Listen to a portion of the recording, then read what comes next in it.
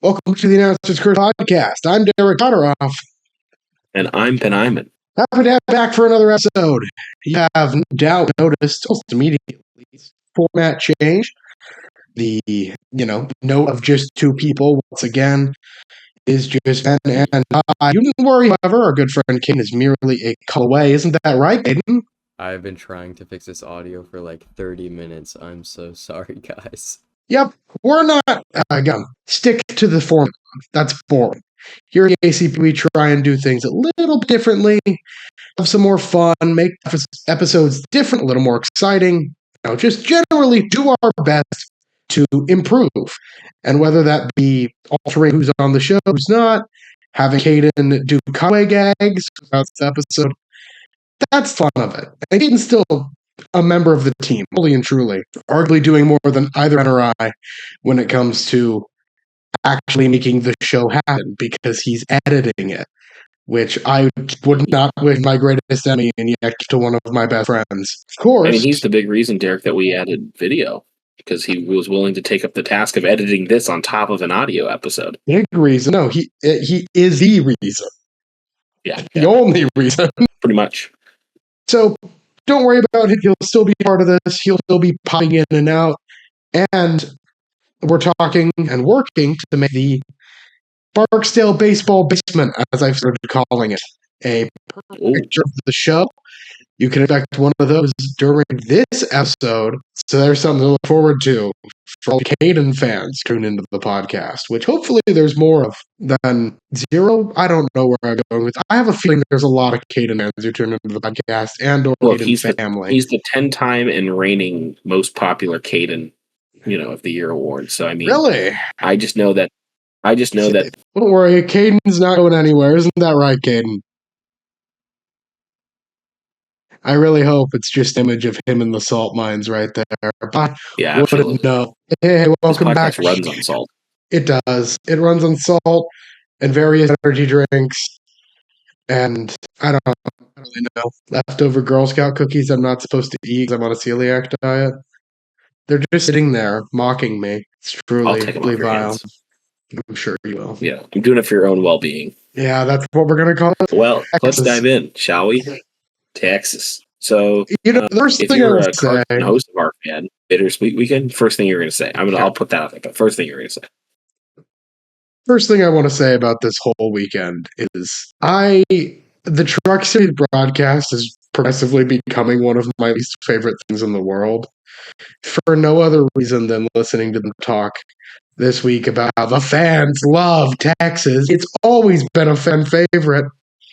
I have heard more people call for Texas to be ripped out of the ground than any other racetrack.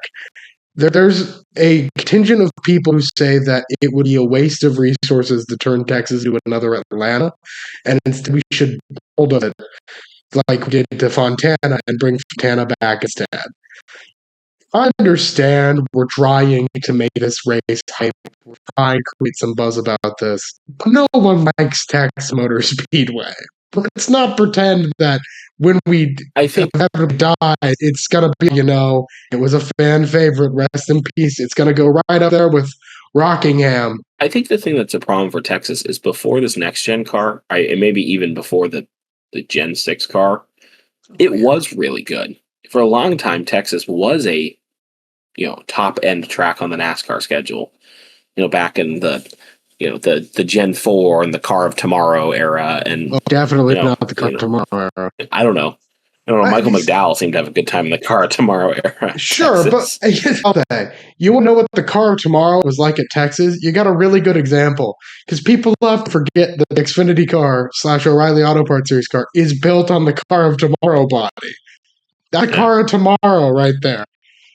And I gotta tell you, as much as I disliked the Cup race, as much as I disliked the truck race, Xfinity race was the worst one. Yeah, I don't know if there is a simple solution for Texas. Like you said, there's been a lot of people that have called for it to get the Atlanta treatment and become a super speedway. 1.5 mile. Don't get me wrong, that would obviously drastically improve the product from where it is now, but I don't think we need another drafting track in the NASCAR schedule. I think 3 is already too many. I don't think that's what we should do either. Let me make this really clear. I do not think fans like Texas Motor Speedway. I don't think it's a fan favorite. I do think it should be on the schedule. Is it boring as hell? Yeah, but look at the car tomorrow era where, we're going to the cookie cutter. Who's going to win this week? It'll be a boring race. One can pass. That's fine. Not every race needs to be a thriller from start to finish. Texas is a track that rewards consistency and skill. There's no problem with that being the schedule. I just think it's disingenuous to pretend like it's a fan favorite on the level of your Darlingtons and Rockinghams, or even Daytona. Sure. It's a sack of crap. And that's sometimes every story needs a sack of crap. Yeah, not every track is going to be a winner. Like, that is the thing. And not every race is. The reason those 3 wide finishes over the line where it's too close to call are so amazing as they are is the fact that in most races, we know kind of who the winner is before we get to 10-5 to go, kind of thing. Like at this one, there was that late race caution that came out, and they were like, Hamlin's going to have a chance to get Chase Elliott. I'm like, no, he doesn't. No, he doesn't. Look, I am the notable Hamlin fan, but that doesn't mean I won't break out and support the 9 every now and then when he brings it home for some of the extended family of my family that lives in Atlanta. So, you know who they root for. That's absolutely interesting. Right? I know you think that. I know you genuinely think that, and sometimes he lives up to that. No, I definitely think that I would love to see them try things. You know what I think Texas would be a good track for? Higher horsepower. Well, higher horsepower. Yeah, they would all be good for higher horsepower. But I think this would be a good track to throw the option tire at. If we gave teams a chance to play with the tires and get a real change of strategy, it might make the boring mile and a half worth something, because Denny Hamlin chose not to come down because he said, I got to be on the front row for a chance to win that last restart. But let's say Denny does come down and takes option tires, or we'll look at Carson Hocevar, who's restarting like 8th. There was only like 13 cars on the lead lap at that point, so you're dropping from 8th to 13th, and you're going to take a notably faster tire for a 2-3 lap shootout. That would be, but it would also be, what if someone takes the option tire in stage 2 and blows track position out of the way and sets himself up to lead, and so I would prefer to give the teams at least something to play with, since we know it's not really going to be great from the start. I think I've been pretty open in past episodes about how one of the few things I think Formula One does right is the different tires. I think that added element to racing makes it better. And the driver I'd actually point at as I think the biggest what if we had an option tire is Corey Heim. Heim in this race led the most laps, in large part due to different strategy calls. And the idea that he could have been on a hard tire to last for a long time and then switch to a soft option tire near the end, I think would have been great. Would have been an amazing, different strategy. And racing like that encourages new strategies and encourages people to not just follow the same old thing. And let the record reflect, kudos to Corey Heim. I love seeing dissonant strategies from the main. And 100% compliments to that 2311 car to do that at long last. Yeah, 2311 clearly brought a bad piece like this weekend. Like, they were fast. Riley Herbst's top 10 finish. Tyler Reddick in the top 10. Corey Heim led the most laps. I think Bubba Wallace was really the one who struggled the most this weekend. The 23 team, I think, missed it. You saw that kind of from the qualifying effort, and I don't. So, I think for Cup, there's not really a ton we can do. It was a real bummer, Derek, that O'Reilly was the worst race of the weekend, because honestly, O'Reilly's kind of what I look forward to most of the weekend. I root for Denny on Sundays, but a lot of times I don't find myself getting super excited for the Cup races, just because most of the season is kind of a slog. Yeah. The O'Reilly series has been real interesting these past few years. And again, they're on that car tomorrow body. They've seen a lot of alterations to how they race, what they race. And Texas, as much as I dislike it, is a microcosm of that. 2 years ago, Ryan Sieg and Sam Mayer had the closest finish in series history, coming to the line at Texas. Not at a drafting track. We were at Texas Motor Speedway. Right. And nothing has happened since that's been remotely exciting. And there's a lot of things you can blame. You can blame the car. You can blame the crop of drivers. You can blame the fact that there are so many bushwhackers now. Yeah, that doesn't help. And I'm going to talk about bushwhacking again when we start talking about Watkins Glen, because oh my god. Yeah, there's a lot of there's a fair amount of bushwhackers in this Watkins Glen series, but I think we'll just keep our heads up with the O'Reilly series, and I think it's been fair to say that they've brought probably the best product all season long for the most part. And they're, like we said, everyone's gonna have a dud now and then. That's okay. Trucks had a good finish, but a majority of the race was kind of a snore. Look, Carson Hocevar rode the Dente again. Trucks kind of had a snore of a race, but the finish was exciting. It was fun them listening to the radio and hearing them say that they're telling the 77 and the 7, look, one of you has to win. Don't do anything stupid. And obviously, Carson got the best of it. So it's a great day to be Carson Hocevar. It's even better day to be a Carson Hocevar fan. He's 6th in points in the Cup Series this year, and he's doing good. He's doing great. So, Texas was Texas. I got nothing to write home from it. Which, yeah. Watkins Glen heading to upstate New York to see who can conquer. Call me crazy. Is this the Glen first road course of the season for the Cup and Xfinity Series? Coda. I forgot it existed because it was so boring, which does not bode well for this. Let's be honest with ourselves. That being said, I just mentioned there's a insane amount of bushwhacking coming into this week at the Glen.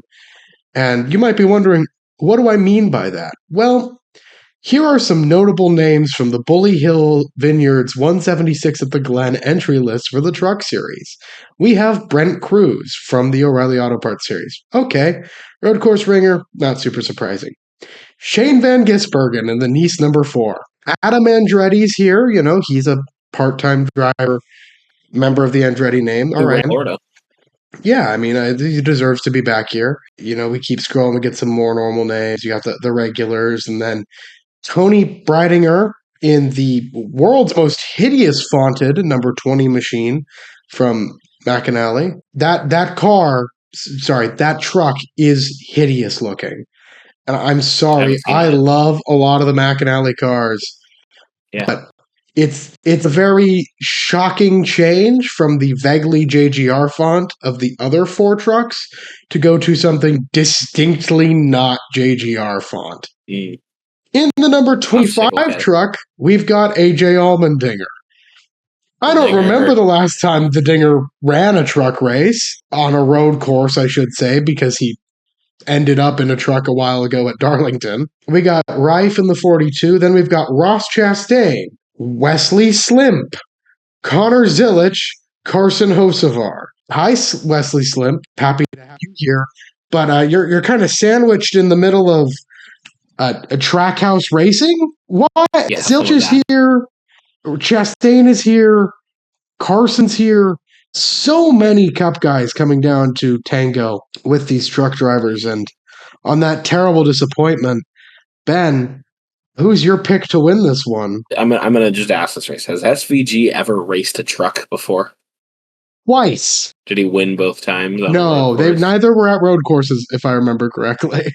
Well, then I'll take SVG, because if it's not his truck debut, he's probably got it figured out.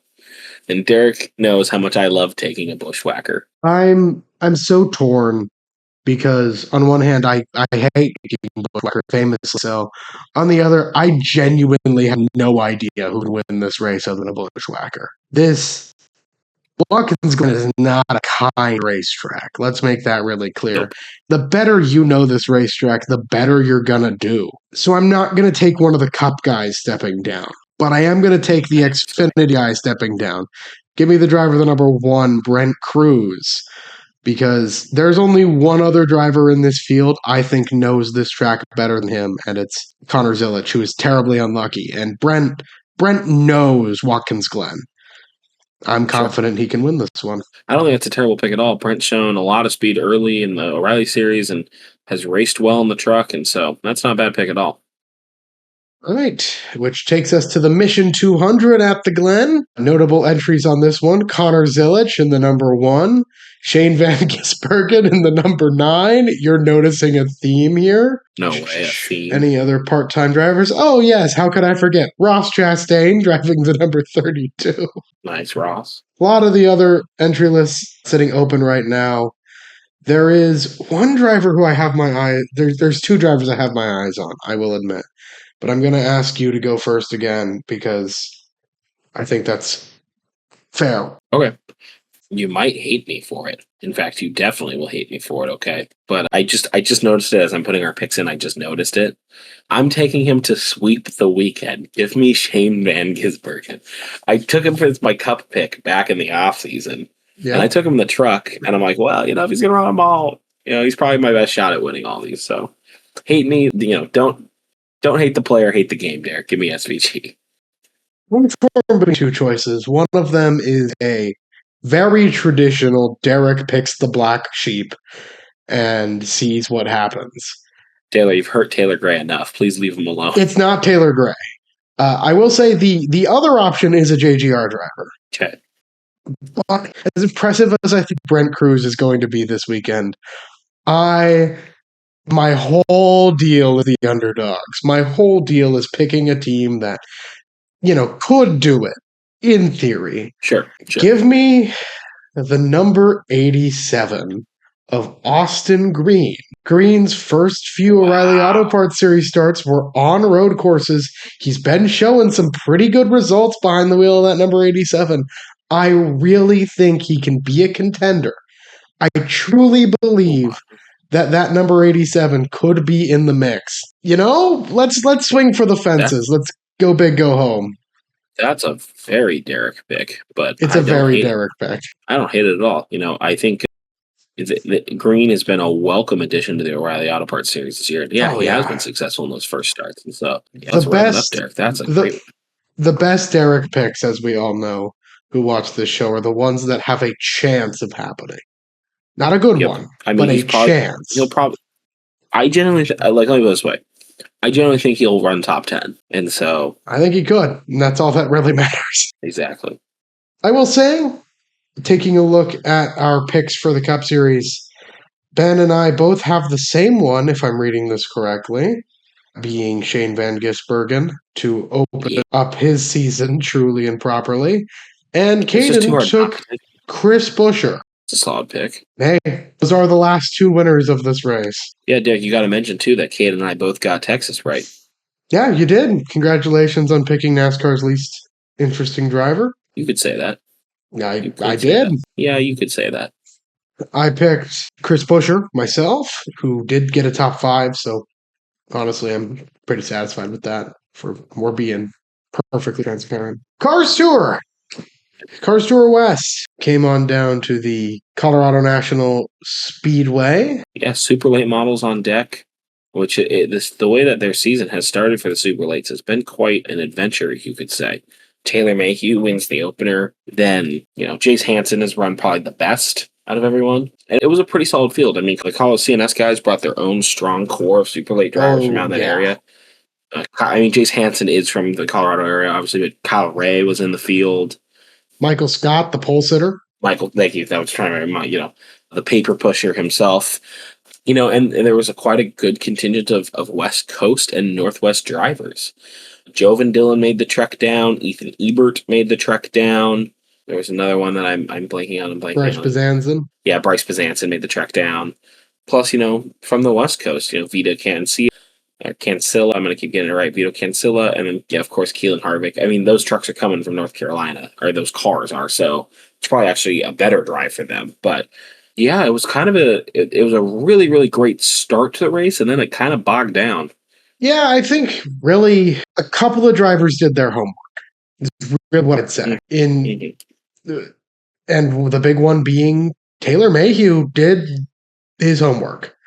One of the things that makes CNS special is it's a very temperature-sensitive racetrack.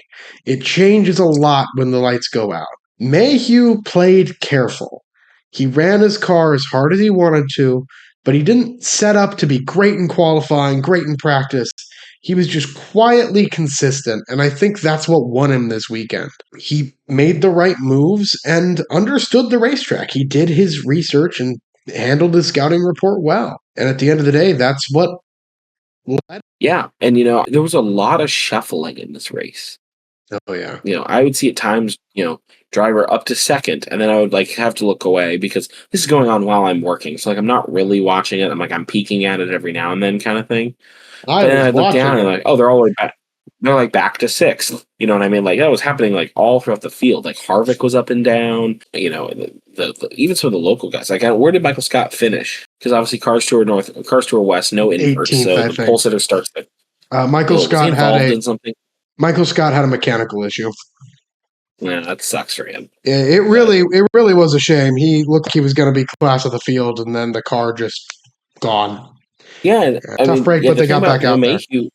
The thing with Mayhew and what makes this win, especially kind of carry some oomph in my book, is he beat the home track guy. He beat Chase Hansen, the defending series champion in a P1 chassis, and those things have been wicked fast everywhere. Obviously, he's the reigning summer showdown winner out here at Evergreen. Those cars have just been fast, and he's been good everywhere. And Mayhew beat him. And Mayhew's beat him twice this year now. Mayhew beat him straight up too. It wasn't moving him aside. There was some contact between him and the leader, but that wasn't Chase Hansen. Hansen, he beat straight up. Cards at the table, he won. Yeah. Now, a lot of people may be wondering, why is this important? What relevance does this have to Northwest racing? Cars Tour, the Cars West Tour, Super Late Model Series, the next race on the schedule, the Wenatchee 200. Which, as of now, I believe Ben and I are planning to cover in person in some capacity.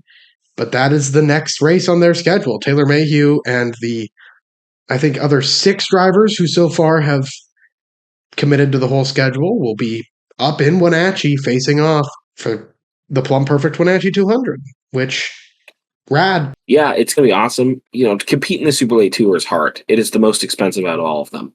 You are having to travel everywhere. And here's the thing is, some of these, Evergreen or Wenatchee or State Line or Tri-Cities Pro Late Model regulars could go run this race. They might. We've seen, and the weight break is pretty good for if you're running a crate 604 kind of thing. So that's good for anyone who's competing out here in the Northwest in that capacity. And Wenatchee's a tough track, but there's drivers out here that are good at it. You know what I mean? So, well, there's some drivers who got to tune their cars. Look forward to it. Yeah. So, and for the Cars Tour Northwest guys, and gals, they have this month off. The Cars Tour Northwest doesn't return till June, and so it's not bad to say, hey, maybe we'll go run the Wenatchee 200 of the year. Let's do the work now. Let's try it again. So. Could you see a Thomas Stanford lured into running this? Or could you see a Hayden Plybon coming out for it since it's out here? Cole Raz, Ethan Ebert, we know they're going to run it. Well, Ebert's running for the title. Does an Owen Riddle come run this race? That I could see. So, he ran it last year and dominated it at times. So, God, yes. I certainly think it'll be an interesting one. Back behind the wheel, So, how many of the Super Late Model Series guys come run this? It's going to be interesting. It's one we got to circle on the calendar, and one we will talk about as that grows closer. As of recording this, 25 days away, but certainly something to keep in mind. That is the racing picture right now. Of course, Evergreen Speedway had their night of racing, and they will have another one coming up. I believe this is the Can-Am Shootout on deck. Yes. Winged sprint cars return to the 3/8 oval asphalt track at the Super Speedway of the West. Dwarf cars on deck, legends, super stock figure 8s, and more. It's going to be an action-filled night. And, if you like speed, then you'll like sprint cars on the pavement. It's that simple. So, with the help of the NST Tour, the Speedway is expecting a 20-plus car count, which is great from my first year when I started. And Derek and I watched 6 sprint car races 6 times. So, that's a win. That is a win. So, that'll be a good show. Just to touch on this last week, Pro Late Models, Haley Constance just can't stop winning. She's gone 3 for 3 now to start this year and made a late race pass on Chad Fitzpatrick, who led the most laps with 38 of the 50 And let me put it this way. For 40-something laps of this race, it was Chad from Haley from Nema nose to tail. They could not separate from each other. Nema got tight when I talked to him, kind of in the race, could not run the outside, and that really kind of ruined his shot at getting Haley. And he came home in third, Chad held on to second, and Haley won the race. The only notable thing that I want to say from this Pro Late Model feature, other than the fact that Haley has now started 3 for 3, was Kyle Lang. I have to give Kyle a shout out on the podcast. Kyle Lang finished 4th out of the field, which is obviously a solid run for the 33 team. But Kyle Lang had to start from the back. He did not run a race at Evergreen this year, so he was entering in 4 tires. And per that rule, you're starting at the back wherever where you qualified, right? In qualifying, Derek, Nema won the pole with a 15.9, obviously. Haley missed it with a 16.0 something. Chad ran a 16.0, I think 16.007. And Kyle Lang ran a 16.006. Look at that. Might have been more than that, but they were both. Kyle Lang qualified 3rd in the 16.0s. He was right there with them. The race pace wasn't quite there. Kyle told me he got too loose as the race went on, which is, it's fun when you have one driver telling me I was way too loose and one driver telling me I was way too tight, like right back to back with each other. But he drove from the back, got up to 4th, could not quite catch Haley, Chad, and Nema at that race speed, but that team was figuring it out, Derek, and starting to learn more and learning more about their car. And Kyle is getting more comfortable and I'd put them in threat category. They're not in mid. I'd put them out of mid pack and put them in contender territory when we run these races. And now that he'll get to start in the invert with them, be prepared for some Kyle Lang. I could absolutely see Kyle getting up on the podium this year. 100%. Everybody's career has to start somewhere, and we've gotten to watch Kyle's develop, and I'm excited to see where it keeps going. Me too. Other notables from the Super Speedway of the West, I have to give a shout out to Matt Snyder, who in the Hornet race won the B main and then transferred to the A main and then started at the back and won the A main. We were trying to figure out on the race night when the last time that happened. Didn't have that stat in front of us. I would obviously take some older old head feedback about sometimes someone transferred out of a B main and then won the A main. So that was fun. Bristol. Youth Hornets were fun. The kiddos are fun. Stinger 8s was an absolute blessing. It was great. Shout out to that podium. And then Street Stocks put on a good show. Dawson Cox wheels another car to victory lane. And this time it's the 41 of Mark Hubbard. Shocking. Dawson's good behind the wheel. And this is Derek and I had started talking about potentially creating the Wheelman of the Year award for the Super Speedway of the West. No, we were just talking about this it's basically the most classes driven was kind of the idea. Right now from Evergreen, your leader would be Calvin Miller with 5. Dawson's now at 3, but he absolutely told me he'll get a Hornet and a Stinger out this year and that would catch him to 5. So not quite sure exactly how we would award it, if it's just strictly most classes run or if there's going to be something else with it, but it's just something we talked about. If you'd like to see the Wheelman of the Year presented, then we'll put it together. I guess quick trip around the rest of the Northwest from last Saturday if you want. Sure, go for it. You're the man with the stat lines. I'll start at South Sound Speedway, where they ran the USA Late Models, the South Sound Speedway Modifieds, Legends, Bandos, the Northwest Folk at Midgets, and Crown Stocks. In their USA Late Model feature, it was won by Riley Watson, who, to note, picked up 9 spots, started 10th, and won the race, which is good. And in qualifying, he was 5th in qualifying, so good run for him. We move on down to the Legends. Andrew Reel picked up the win, and that's not a surprise to me. We know how fast Andrew is in a Legend. What a shot. We know he's fast in a late model. Congrats to Andrew. Grayson Miller ends up on the podium there in second. Good job, Grayson. As we move on down here a little bit further. And they had some Bandos run. Congratulations, Carson Schlund, for winning the Bando feature. The Northwest Focus Midgets was picked up by Riley Deaver, another guy we've seen at the Super Speedway of the West be fast. Congrats, Riley. And Caleb Watson won the South Sound Mod feature, and Donnie Steele picked up the Crown Stock feature down at South Sound. We'll also pop in with our dirt friends to the north of us with Skagit Speedway, which had their Star Wars night with 360s, as well as Modifieds and Hornets. So this is like Caleb Hart's nightmare race. But it's okay. So me and Caleb, I went up to Deming, and their results are not as easy to find. So if someone has a better place for me to find Deming results, I would start shouting them out here on the show. But after the Deming race, we went on a late night Applebee's run and talked for a little bit, where I learned that Caleb really likes sports cars. Sorry, I know. We didn't get there till 12:30, and they closed at 1. Closer to my house than either of your two homes, and true. you don't Yes, invite me. It's a Friday next time night. we do it, I will. Well, I didn't think you were up. I just thought by the time you probably came over, because they closed in like 30, 40 minutes by the time we got there. I didn't know how long it would take you to get there. Next time I go to Deming, I'll let you know, and then we'll invite you to the Applebee's. Go to the Bellingham Applebee's? Yeah, that's the one we were at. The one 5 minutes from my apartment. Is that really 5 minutes from me? Okay, now I feel double You've been to my apartment. I know, but I don't know Bellingham geography that well. All right, well, Derek has faded out of frame. We will. Is that our first? Is that take me to Applebee's? Is now Caden hit that guy. On the show. Hit him. Yeah. Editor, make him get squished by an anvil. Anyway, Caleb told me about how he actually really likes trading cards and had an itch for it as a kid. And so I did go to the Joe Speed shop where he was working Saturday morning and tossed him a box of baseball cards to, quote, get through his night. So, Caleb, I love you. Their 360 sprint car main event was won by Trey Starks, who seems to win everything at Skagit Speedway and is clearly dominant in his performance. Colton Heath and Cam Smith rounded out their podium, if I could speak properly.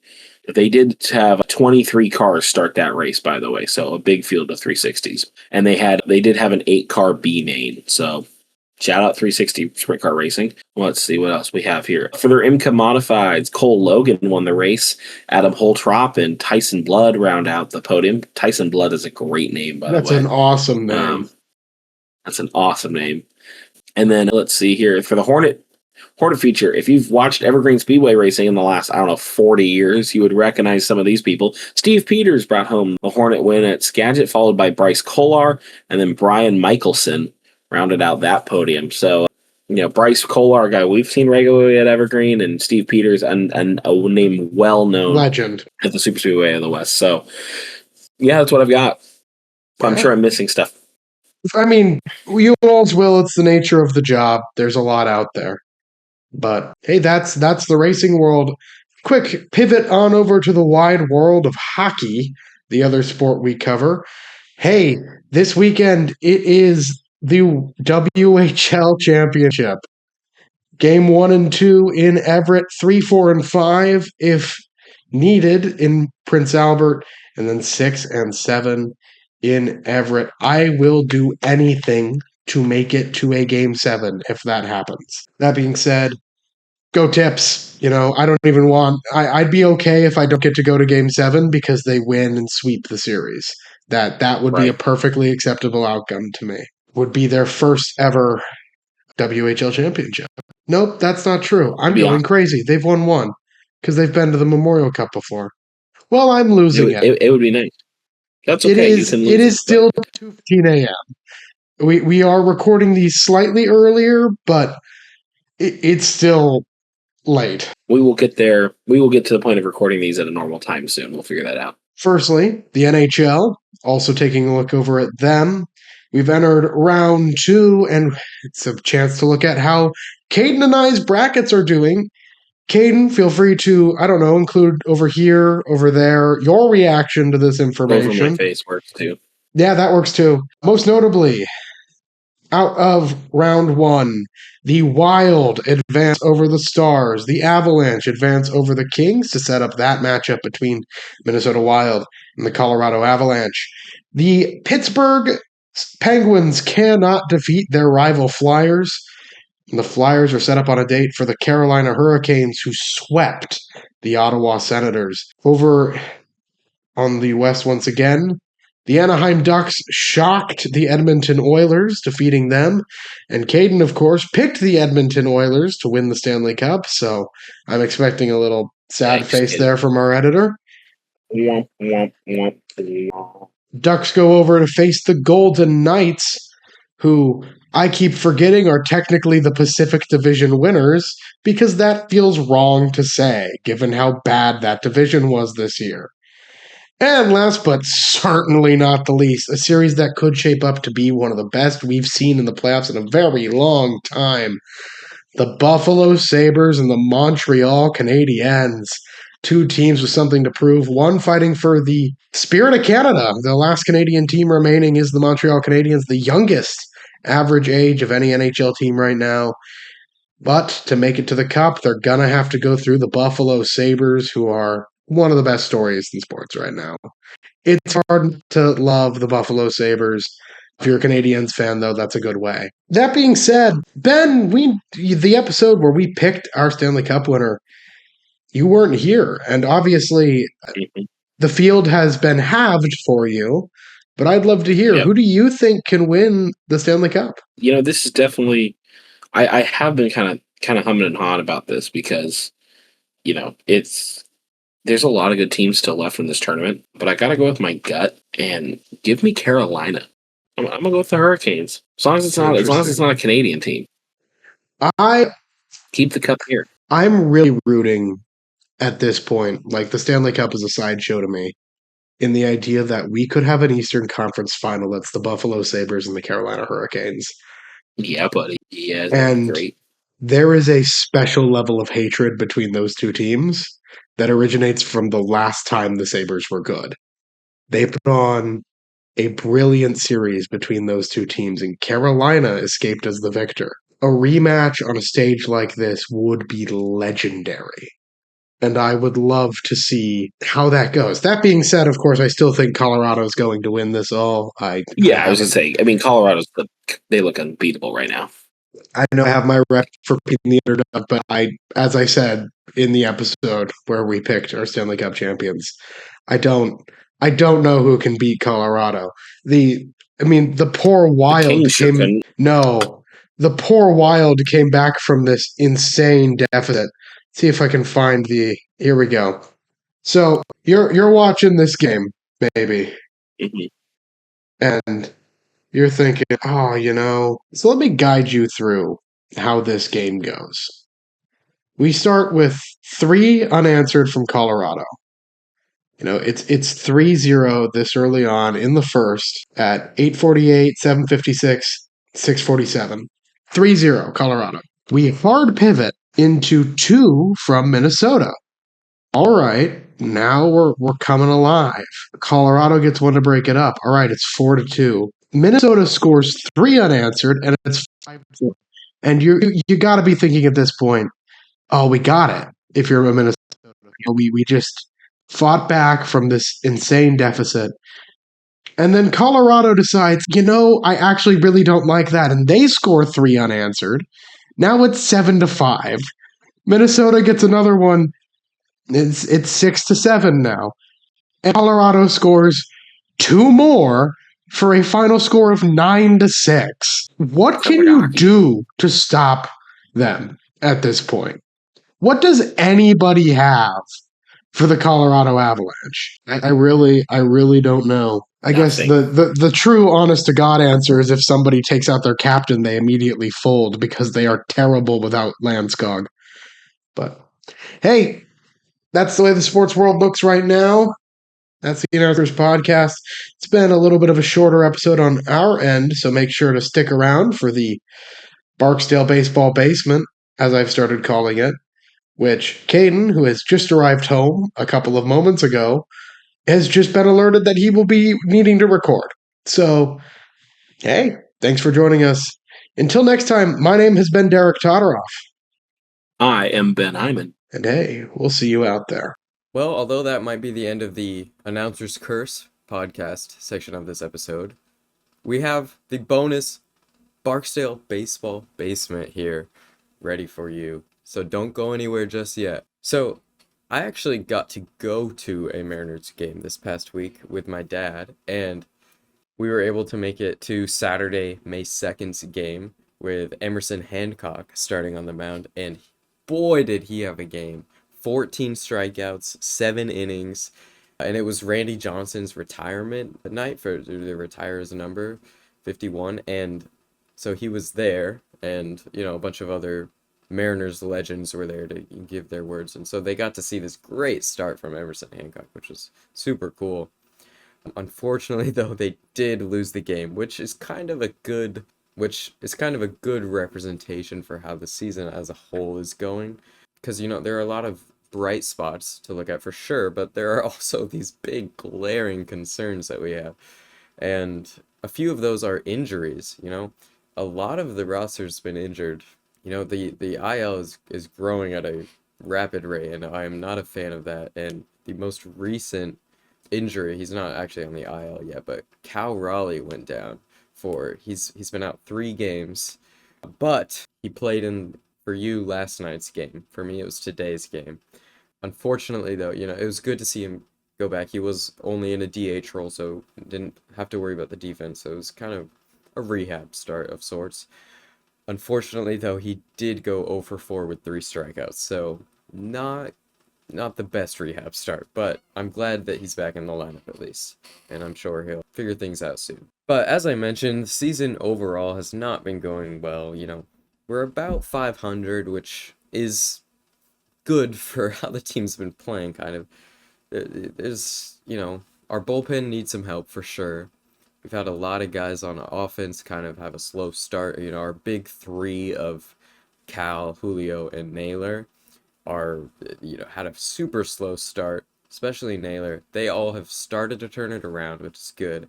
I had a friend that was doing a challenge where he doesn't shave his facial hair until those big 3 have a home run, and he went I think almost a week. So it was rough, but they've started to heat up, so I'm optimistic about that, and I think they're going to be good. And Julio has actually started heating up a lot sooner than he normally does. More tapped in Mariners fans know about mid-May Julio. In previous years, it's been a below average hitter, and then beyond that, he has been an insanely good hitter. So he started to heat up before his typical range. He started heating up towards the end of April this year, which is good to see, and makes me even more optimistic about him in the future as a part of this team moving forward. But we did just get swept by the Royals, so that was not good. A very rough series there. My dad and I saw the second loss in that series, I believe. So, coming off of that hard series against the Royals that we realistically should have won, at least one. The Royals are good, but we should have at least taken one of those. We enter this series against the Braves here, and the day this comes out, actually right now, as you are listening to this, if you're listening to it when it comes out, the Mariners are playing the rubber match to this series against the Braves. So rubber match means we've won one, we've lost one. This is game 3 of the series, final game. So winner takes a series. And boy, do we need this series. I mean, especially coming off of this super tough series against the Royals, it's just we need to swing the momentum back into the win column. And I'm confident we can do it. A big reason that I'm pretty confident that we can win this game today is Brian Wu is pitching, who is, if you don't know, my favorite Mariner currently on the team, and just a very good pitcher.